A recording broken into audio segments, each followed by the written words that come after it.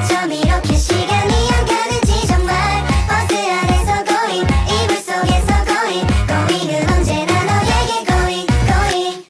Assalamualaikum warahmatullahi wabarakatuh. Perkenalkan, saya Andira Aprilia dengan NIM C1B022164, kelas R005, Prodi Manajemen Fakultas Ekonomi dan Bisnis. Di video kali ini, saya akan menyampaikan tugas manajemen mutu terpadu yang diberikan oleh Bapak Bambang Purnomo SEMM. Tugasnya meliputi menjelaskan materi dari manajemen mutu terpadu dari pertemuan 1 sampai dengan pertemuan 7. Baiklah, langsung saja masuk ke materi yang pertama, mutu terpadu atau Total Quality Management. Total Quality Management atau biasa disingkat TQM adalah sistem manajemen yang berorientasi pada kepuasan pelanggan dengan kegiatan yang diupayakan dengan benar, melalui perbaikan berkesinambungan dan memotivasi karyawan. Manfaat TQM yaitu memperbaiki kualitas, memperbaiki persaingan, meningkatkan output bebas kerusakan, dan meningkatkan laba.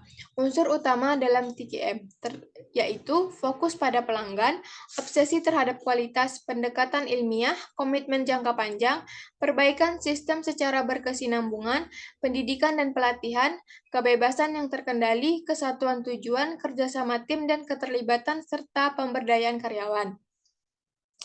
Pilar TQM terdiri dari 5.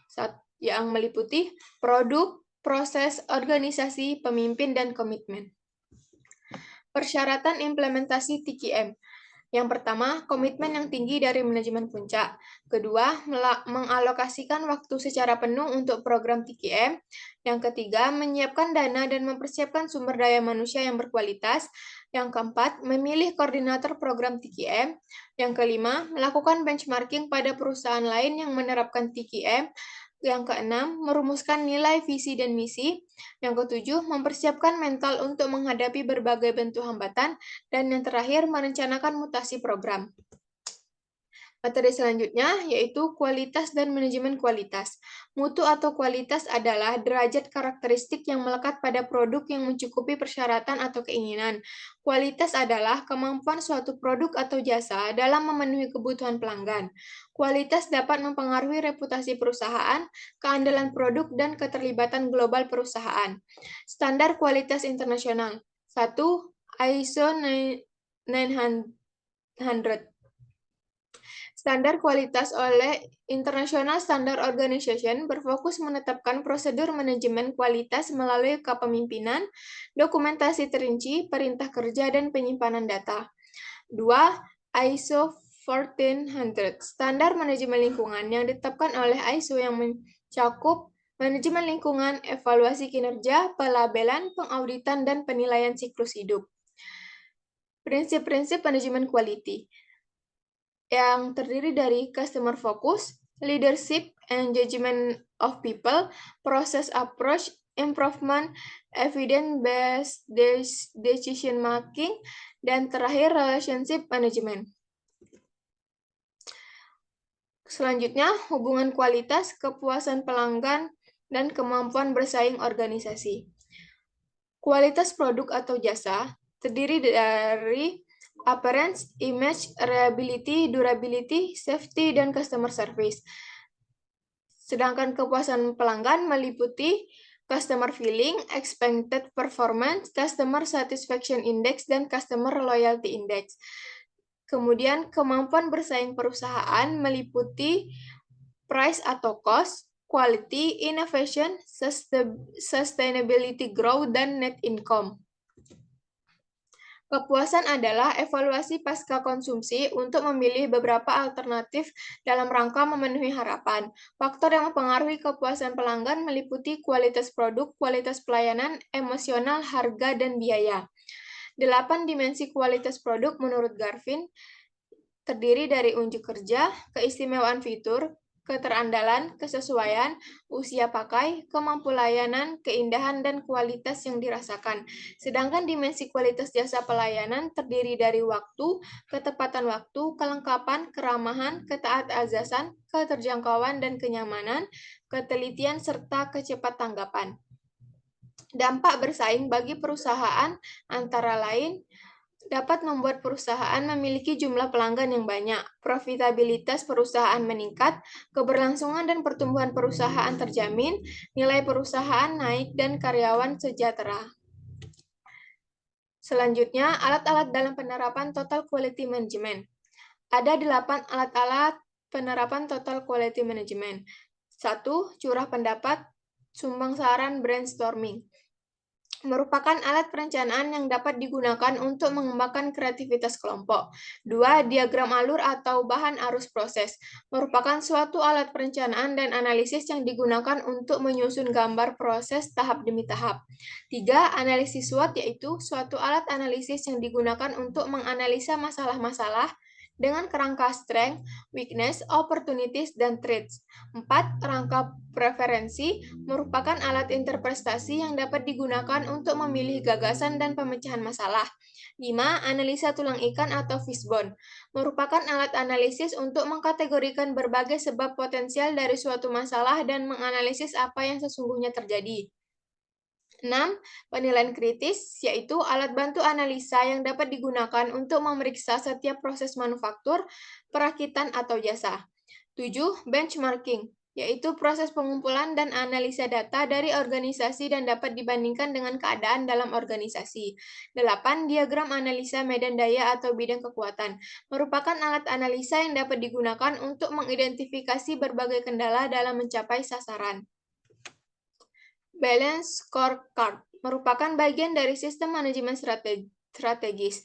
Tolak ukur kinerja organisasi terdiri dari 4 perspektif. Perspektif keuangan, perspektif pelanggan, perspektif proses usaha internal, dan perspektif pembelajaran dan pertumbuhan. Six Sigma. Six Sigma menerapkan proses berbasis statistik untuk memperkuat kemampuan perusahaan memperbaiki proses. Strategi Six Sigma meliputi perancangan, manajemen proses, dan perbaikan proses. Materi selanjutnya yaitu tentang meningkatkan kualitas layanan. Pelayanan adalah tindakan atau perbuatan seseorang atau organisasi untuk memberikan kepuasan kepada pelanggan atau nasabah. Pelanggan adalah raja merupakan ungkapan yang menandakan pentingnya kedudukan pelanggan dalam sebuah usaha bisnis. Pelayanan yang baik dapat meningkatkan penjualan, menghemat uang pemasaran, menyebabkan bisnis atau transaksi berulang, memperkuat brand perusahaan, dan menghilangkan hambatan tertentu. Penilaian harus berdasarkan pandangan pelanggan. Penilaian terhadap kualitas pelayanan tidak hanya terjadi atas produk pelayanan itu sendiri, tetapi juga terhadap proses di mana pelayanan itu berlangsung. Dimensi-dimensi kualitas pelayanan terdiri dari tampilan yang tercermin pada fasilitas fisik, peralatan personil, dan bahan komunikasi. Selanjutnya, keandalan. Keandalan adalah kemampuan memenuhi pelayanan yang dijanjikan secara cepat dan terpercaya. Kemudian, tanggap merupakan kemampuan untuk membantu pelanggan dengan menyediakan pelayanan yang tepat. Selanjutnya, keyakinan, yaitu pengetahuan dan kesopanan dari para pegawai dan kemampuan mereka untuk menerima kepercayaan dan kerahasiaan. Dan yang terakhir, empati, yaitu perhatian individual yang diberikan oleh perusahaan kepada para pelanggannya. Kesenjangan kualitas pelayanan merupakan perbedaan antara harapan pelanggan atau pengguna dengan kualitas pelayanan yang diberikan oleh perusahaan. Kesenjangan ini dapat terjadi karena berbagai faktor seperti ketidaklayakan, tidak memenuhi janji-janji, kekeliruan dalam persepsi mengenai kualitas jasa, dan tidak memenuhi kebutuhan dan keinginan pelanggan. Metode survei kepuasan pelanggan. 1. Sistem keluhan atau saran, complaint and suggestion system, mengisi formulir untuk menyampaikan hal-hal yang disukai dan yang tidak disukai. 2. Survei kepuasan pelanggan, customer satisfaction survey, pengukuran langsung yang dilakukan terhadap pelanggan, baik secara terpilih maupun acak, tertulis maupun lisan. 3. Ghost shopping, dilakukan dengan cara menggaji seseorang yang bertindak pura-pura sebagai pelanggan potensial. 4. Lost customer analysis, menghubungi kembali pelanggan yang berhenti membeli atau lari ke pemasok lain. Materi terakhir yaitu biaya kualitas dan produktivitas. Kualitas merupakan kepuasan pelanggan. Produk atau jasa berkualitas yang memenuhi harapan pelanggan dalam 8 dimensi meliputi kinerja, estetika, kemudahan perawatan atau perbaikan, fitur, keandalan, tahan lama, kualitas kesesuaian, dan kecocokan penggunaan. Biaya kualitas merupakan biaya-biaya yang disediakan untuk melakukan kegiatan yang berhubungan dengan kualitas produk, seperti kemungkinan produk yang kualitasnya buruk. Kategori biaya kualitas. 1. Biaya pencegahan, yaitu biaya untuk mencegah kualitas yang buruk pada produk atau jasa yang dihasilkan. 2. Biaya penilaian, merupakan biaya untuk menentukan apakah produk dan jasa telah sesuai dengan persyaratan atau kebutuhan pelanggan. 3. Biaya kegagalan internal, yaitu biaya yang terjadi karena produk dan jasa yang dihasilkan tidak sesuai dengan spesifikasi atau kebutuhan pelanggan. 4. Biaya kegagalan eksternal, biaya yang terjadi karena produk dan jasa yang dihasilkan gagal memenuhi persyaratan. Tujuan utama dari pelaporan biaya kualitas adalah untuk meningkatkan dan menambahkan perencanaan manajerial, pengendalian dan pembuatan keputusan. Informasi biaya kualitas dapat digunakan antara lain untuk penentuan harga strategik dan melakukan analisis produk baru.